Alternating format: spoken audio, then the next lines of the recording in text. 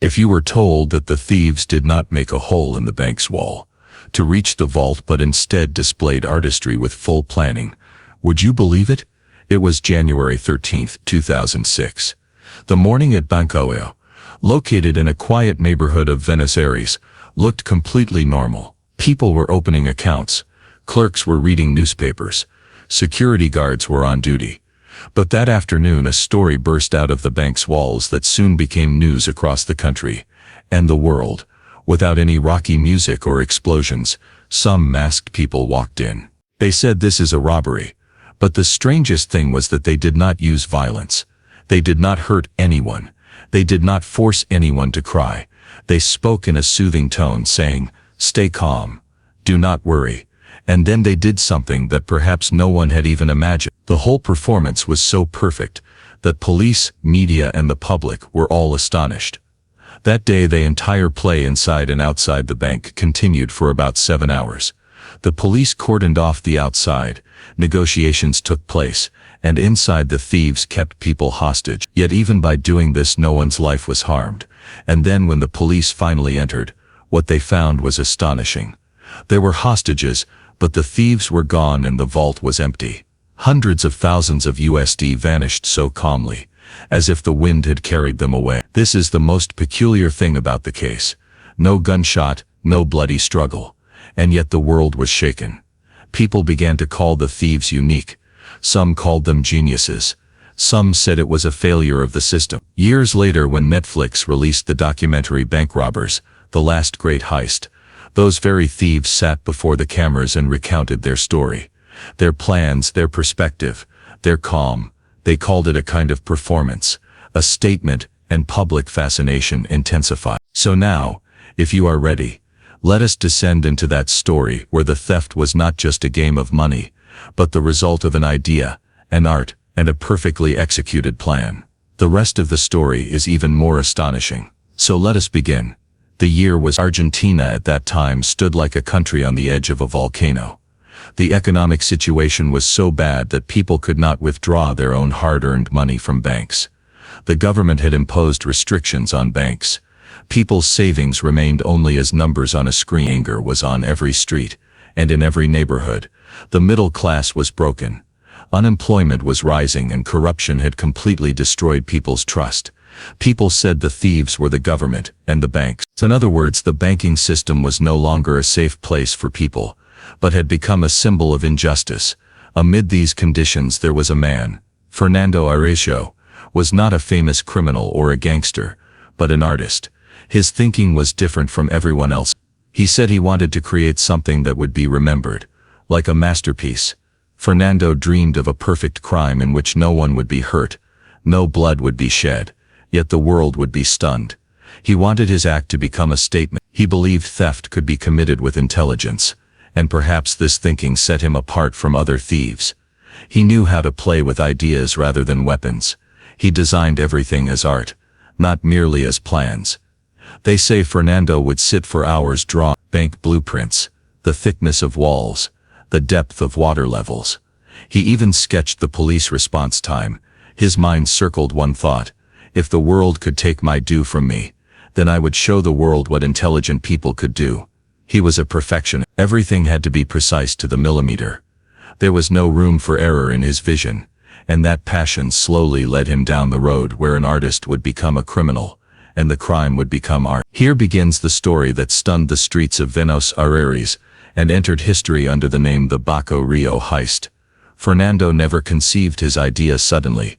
It was months of work. He chose 4 men. Each had a special skill and each role was as necessary to the plan as addition and subtraction. Sebastian Garcia was the bolster, an engineer who understood soil, support beams and the technical aspects of tunnels.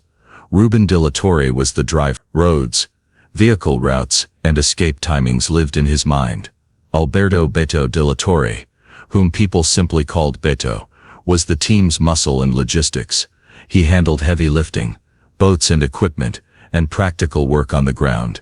And Julian Giallo was the negotiator and frontman. He was the one who would handle conversations inside the bank. He was the one who could avoid confrontation with the police outside. The 4 met and Fernando shared his vision. He said they would not make a direct route from the basement to the vault.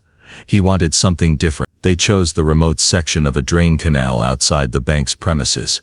From there a tunnel could be made that would run toward the river, entering the vault, not through the bank's walls but via a completely different route. This idea looked as simple as it was dangerous and perfect. The police and the bank could not even imagine this route. Planning began. Maps were drawn. Coded words were used between fedora hats and cigarettes, so that any outside ear would understand nothing. Fernando created fake jobs and cover stories. All of them did small jobs at local shops and construction sites, so that their comings and goings would not appear suspicious. Sebastian tested the soil. He took soil samples. The level was measured and it was decided at which place the tunnel would remain safe. They gathered brushing tools, power drills, and special kinds of waterproof cloth. Some equipment was bought from the market. Some were second-hand, some custom-made. Every step was rehearsed. They ran small test drills, first 1 meter, then 5, then 10. Sebastian calculated the support beams based on soil strength. Beto prepared a small boat prototype so that the goods would remain secure during the trips. Ruben mapped the escape routes. Which road would be closed? At which intersection could the police arrive quickly? When would traffic be low? Everything. Julian rehearsed his speech. How would he talk to the hostages? How would he prevent panic from spreading, and how would he convince outsiders that this was a calm robbery? They had codes in their language. La Prentura meant tools, La Shona meant exit time, and Los Amigos meant the list of people who had to stay alert. Fernando designed everything modularly, like an artist.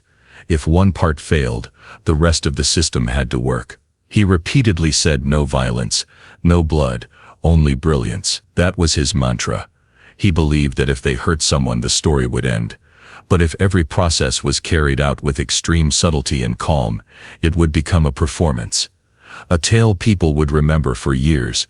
Months passed and the tunnel work was slowly completed. Work ran at night. By day people remained busy with their normal jobs. Beto and Sebastian removed soil. Ruben carried equipment and small crates, and Julian acted as the man visible outside, talking to people.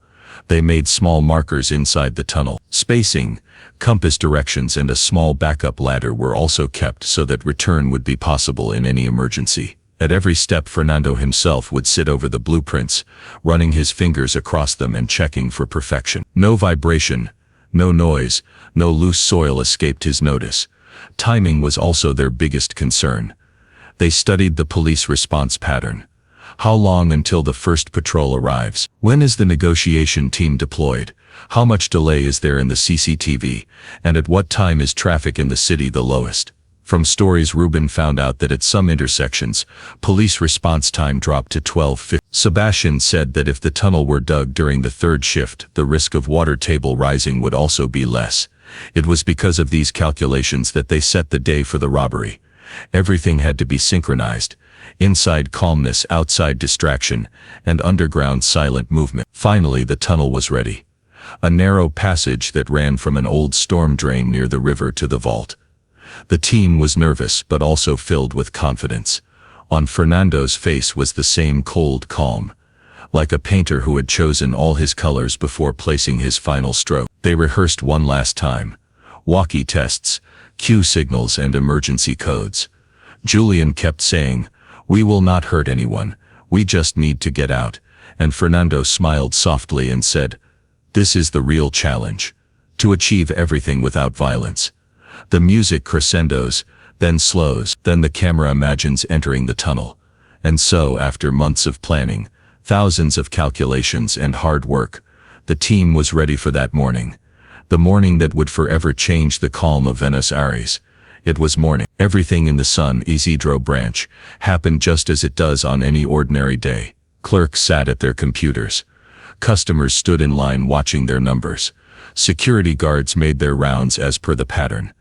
The soft voices of the day still echoed within the bank's wall, but no one had guessed that these were the very walls behind which history would soon be written. Around 1:30 in the afternoon, suddenly some masked people entered.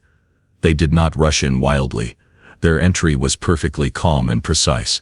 They had hidden their faces, but the items in their hands were enough to intimidate anyone. fake guns, tactical vests, and an odd kind of confidence in their behavior. But that confidence was not frightening, it was calculated, as if they were theater actors who knew every scene. They did not make a loud announcement. Julian's calm voice took control of the atmosphere. "Stay calm. Do not worry." Even amid fear there was a strange tranquility, because the behavior of these thieves was not brutal, but almost courteous. This was the very thing that later amazed the media and the public, how, despite hostages being taken, there was no violence in the atmosphere. Outside people were just beginning to realize something was wrong at the bank when police sirens started. In moments a heavy squad of police gathered around the bank and cordoned it off. At first the police thought the same. This is a normal robbery. The negotiation process should proceed. They called in negotiation experts and SWAT teams, and a scene was set. Outside police, inside hostages and thieves. A game of time between the two. What was happening inside was even more extraordinary. Julian and the others sat in lines. The thieves sometimes chatted lightly with the hostages. They would get tea in a cup and jokingly ask how their day was going. This theatricality was deliberate. They kept it so the hostages would not create commotion and to make the police outside believe the matter would not escalate beyond a normal robbery. Meanwhile, down below in the basement toward the old storm drain behind the bank, their other task had begun. The tunnel preparation was now in its final stages. Sebastian and Beto quietly opened those cash boxes and jewelry boxes. Every bundle, every packet was being carefully recounted. Ruben, who was watching the outside vehicles and escape route, was reporting time over the walkie-talkie. Everything was synchronized, like the teeth of a clock. Timing. Move forward. At the appointed time the teams placed the goods into small wooden crates and moved them to the small boats fitted inside the tunnel. There was now water in the tunnel, and small pointed-nosed boats were waiting. On each boat the night's strategy was written. Everything was happening stealthily. Sounds were limited to soft footsteps and the gentle rustle of water. The thieves did nothing to arouse suspicion among those outside. No loud shouts, no forcible dragging of anyone out. Outside the negotiation continued. Hours passed between the police and the negotiation team. Julian demanded pizza, TV and water in a calm voice. These demands were actually distraction. They deliberately made the police decision-makers believe the thieves' motive was only money, and that they would soon reach an agreement. The media was live. On camera Julian said something that became headlines in the days after. "We have not come to harm anyone. We just need a little time." The confidence in his voice made viewers uneasy. Was that confidence the result of perfection or arrogance? After about 7 hours suddenly an eerie silence fell inside. The questioning and conversation abruptly stopped. The police officers outside gave the final signal for entry and the curtain fell. They attempted to enter the bank, but what they found left everyone dumbfounded. The hostages were present, not injured, frightened and tired. But the thieves were gone. The vault was empty. Cash counters were empty. Lockers opened, and near the vault a paper was found. On it was a handwritten sentence that stunned everyone. "In a neighborhood of rich people without weapons and grudges, it's just money, not love." This note was not only a statement, but the essence of their thinking. It showed that it was just money. No personal enmity. For the police, media and public it became a puzzle. How were so many boxes, money and valuables removed, so calmly, and where had the people gone?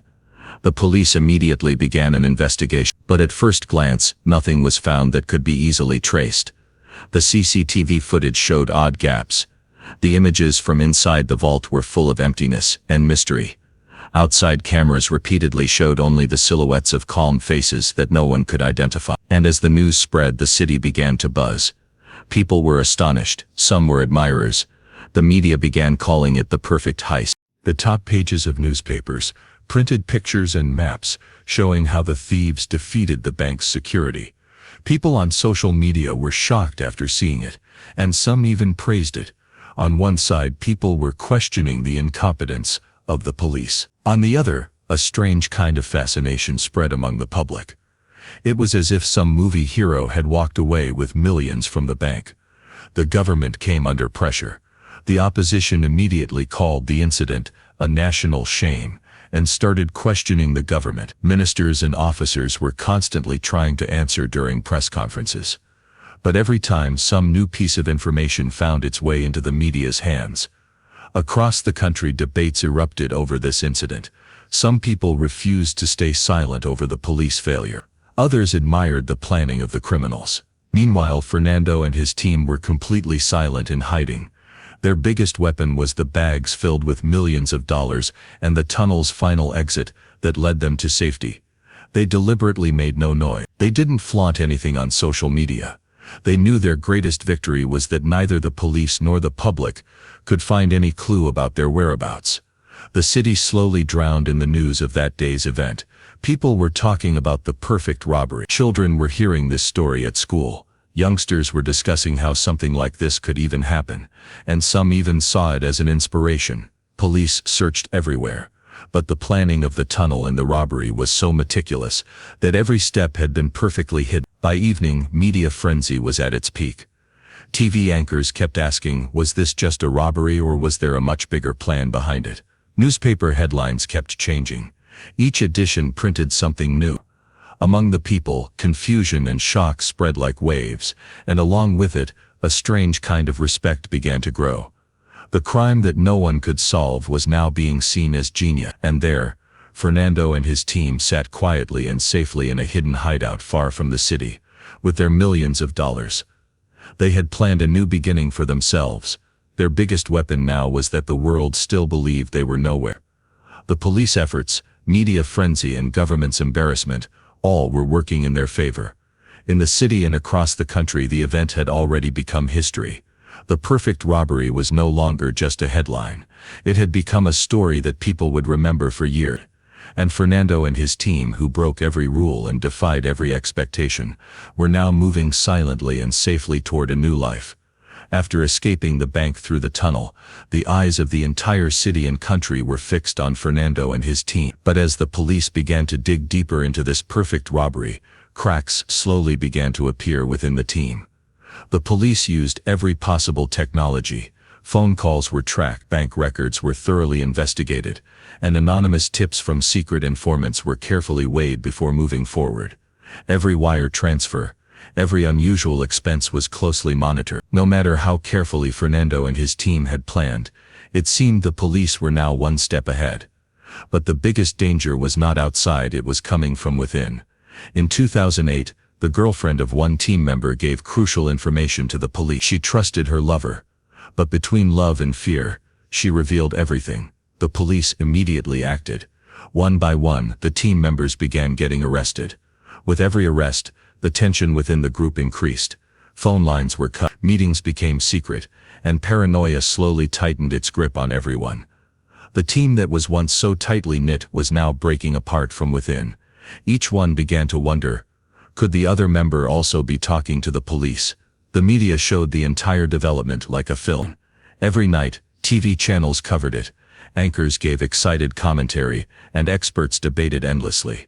Among the public, a strange fascination grew. People saluted them, cheered for them. They admired the courage and planning of the criminal. It was unusual, but that's what made the robbery legendary. When Fernando was caught and brought in for interrogation, his calm and philosophical demeanor shocked everyone. He wasn't nervous. He wasn't afraid. Money is an illusion, and people only lose what was never truly theirs, he said. We were only challenging the systems. But the rest of the team wasn't so fortunate. Slowly, betrayals came to light. Those who once trusted each other completely were now caught between fear and greed. They trusted each other until greed found a way in. That betrayal was what put their entire success at risk. During the investigation, the police recovered some of the stolen money, but the full amount was never found. Fernando and a few other members were among those whose exact location and remaining millions of dollars were never discovered. Among the public, the story became even more intriguing. Some said the criminals were still alive, hiding somewhere with millions in a safe hideout. Through the investigation's internal conflicts and betrayals, one truth became clear. No matter how perfect the plan, human weaknesses can never be fully controlled. As soon as Fernando's team compromised between greed and trust, their downfall began. Yet Fernando's calmness and philosophical answers made one thing clear. Crime is not always about money. Sometimes it's about power, planning and mind games. For the police, It remained a tough challenge that they could never recover the full amount. But through internal betrayals, many suspects were sent to jail. As the media and public kept their eyes fixed on the case, the story of betrayal grew even stronger. People were no longer just talking about the theft or the money. They were now observing how greed and trust could completely change a person. In the end, the investigation showed that perfection and planning may be the backbone of any robbery, but human weakness and greed always lead to the ultimate downfall. Fernando and a few partners still remained safe somewhere with millions of dollars, but the rest of the team paid the price for their choices and betrayals. And that was the second truth of the robbery. Not just about money, but about trust, betrayal, and the fragile nature of human loyalty. In 2022, Fernando and his team's story once again made headlines, but this time, in a different way. Netflix released its new documentary, Bank Robbers: The Last Great Heist. Millions around the world could now watch every detail of that legendary robbery from their own home. The special thing about this documentary was that the real criminals themselves told their story. Fernando and some surviving members sat in front of the camera, sharing their memories, egos, and regrets. In their narration, one could see how meticulously they had planned everything, but also how greed and betrayal slowly weakened their team. While telling his part of the story, Fernando called it a performance art. He said the robbery was not just for money. It was a challenge, a game that combined planning, timing, and psychology. His calm and philosophical tone surprised the audience. Public perception had completely changed now. Where people once saw them only as criminals, they were now seen as legends, almost like folk heroes. Social media started trending with hashtags. The perfect heist. Legendary robbers. People were sharing clips and quotes from the documentary. The real locations were also shown: the bank, the tunnel's path, and the hideout where Fernando and his team had hidden the millions. Along with the confessions and raw emotions, it made the story even more gripping. Viewers realized that crime may look thrilling, but behind it lies real human tension, fear, and sometimes regret. The documentary struck the perfect balance between romanticizing crime and showing its real consequence. People could see how greed and betrayal threatened a perfect plan, and how the police and internal conflicts brought terrifying consequences for the team. In the end, Fernando and his team's story was no longer just a robbery. It had become a legend that the new generation watched, understood, and discussed on Netflix. The documentary also proved that times may change, but stories of genius, betrayal, and human emotions always remain relevant. As the story reached its final moments, the narrator's voice grew slow and calm. Sometimes the greatest theft is not of money, but of freedom. Those words left a question deep in the hearts of the viewers. Is the real theft only of wealth, or of something more? Fernando's final words on camera were calm and thoughtful. I wanted to steal from the system that had already stolen from people. It wasn't just justification, it was a philosophy. That sometimes crime can also be a voice of protest. But many questions in the story still remain unsolved. The millions of dollars are still missing. Among the people, a strange sympathy still exists for those criminals. Some see them as anti-heroes. Others believe that greed and betrayal have cast a permanent shadow over their success. The narrator looks directly at the audience, eyes filled with quiet seriousness. Was it art, or was it crime?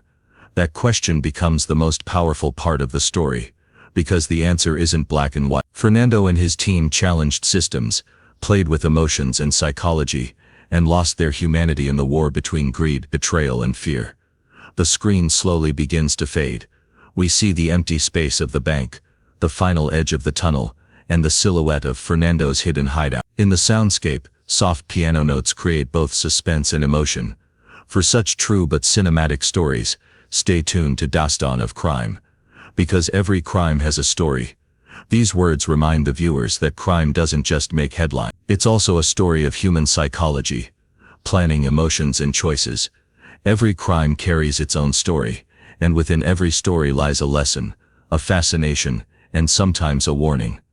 The story ends, but the mystery and curiosity remain alive in the minds of the audience. Fernando and his team have now become legends, and their theft has become not just a symbol of money, but of the freedom to think and to understand.